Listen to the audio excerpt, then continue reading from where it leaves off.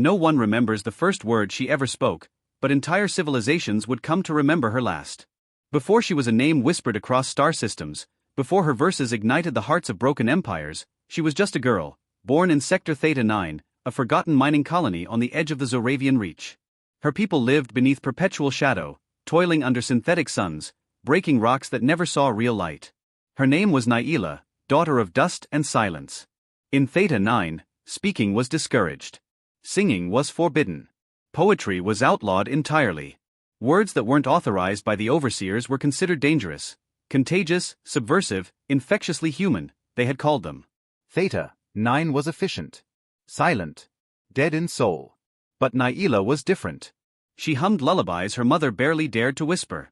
She carved verses into the floor beneath her bed using shards of broken rock. She wrote poems in code, on mining scanners, on digiforms, even in the way she walked. Her silence wasn't submission. It was preparation. The first time anyone truly heard her was during a routine inspection by the Varelian Authority, the sector's governing body. Naila had been selected, randomly, to recite the Pledge of Compliance. She stepped forward, stood straight, and instead of the pledge she sang. Not loudly. Not defiantly. But beautifully. The song wasn't in any known tongue. It was a blend of forgotten Earth languages and harmonic frequencies designed to resonate with the body rather than the ears. And it worked. The guards froze. Miners wept. The overseer's circuits shorted for 7 seconds. And then came the silence. The authority labeled her a contagion. She was arrested. Shackled. Removed from her family and taken to the Annulan Deep, a facility known for erasing identity. Names went in. Numbers came out. She became Subject 8 Alpha Kale. They tried to deprogram her with neural pulses. They scanned her memories for rebellion. They erased entire years of her past. But every time she blinked, she still remembered rhythm. Every time she breathed, she still carried melody. They locked her in total silence, an echo-dead chamber where sound was absorbed and killed instantly. No one could survive that alone. But Naila didn't need an audience. She began to hum inside her own bones. She tapped her fingers against her skull, vibrating her jaw to create a resonance that only she could feel.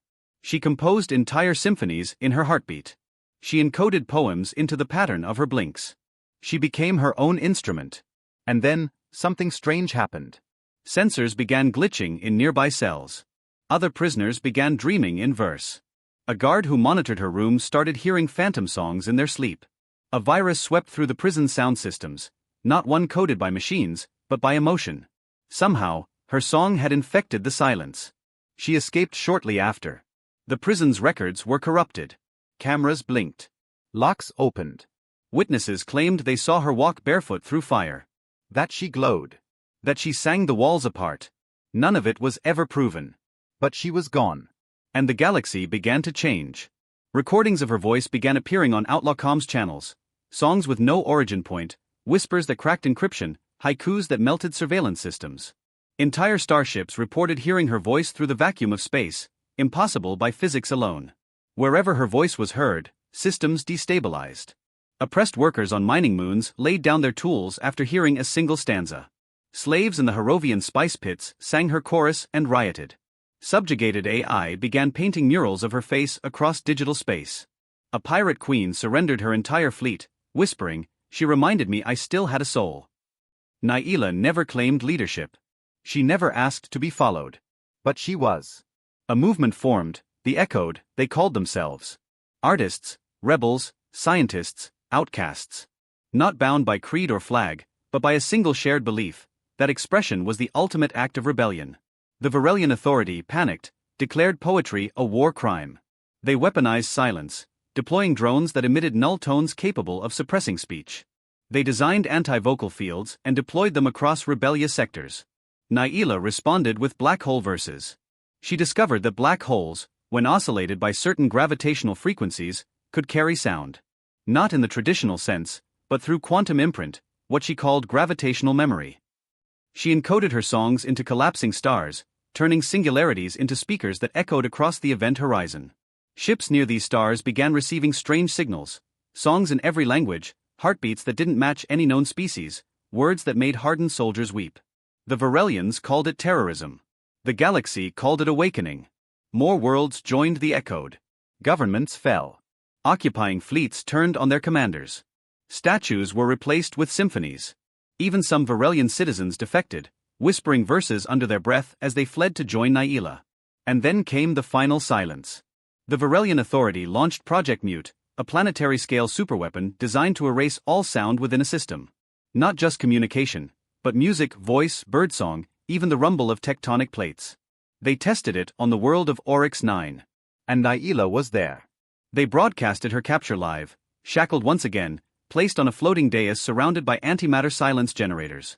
They demanded her followers surrender. She smiled. And began to breathe. Just once. And that breath, measured, defiant, deep, triggered something. The gravity wells hidden in black holes across the quadrant sang back. Her encoded frequencies aligned. Every silent thing, from the stones of Oryx 9 to the core of Varelian command ships, vibrated. Then came the wave. A resonance so pure, so heavy with unspoken truth, it shattered the generators. It cracked warships. It deafened every Varelian officer tuned to the stream. And in that instant, every enslaved being across the galaxy heard her last words. Even silence must answer when truth sings. Oryx 9 erupted, not in flames, but in sound. Wind returned. Oceans roared. A child on the edge of a crater began to hum, unaware they were continuing her melody. Naila was never seen again. Some say she became part of the waveform, her consciousness spread across gravitational waves. Others believe she lives in the quietest corners of the galaxy, still singing into the dark. There are no monuments to her. No golden statues. No holidays. But she is everywhere. In every whispered protest. In every forbidden song. In the rhythm of rebellion, in the chorus of planets refusing to kneel. Her voice rides on the edges of collapsing stars, carried by the very thing that was meant to erase her. And in the blackness, if you listen closely enough, you can still hear her. Not loud. Not angry. Just true.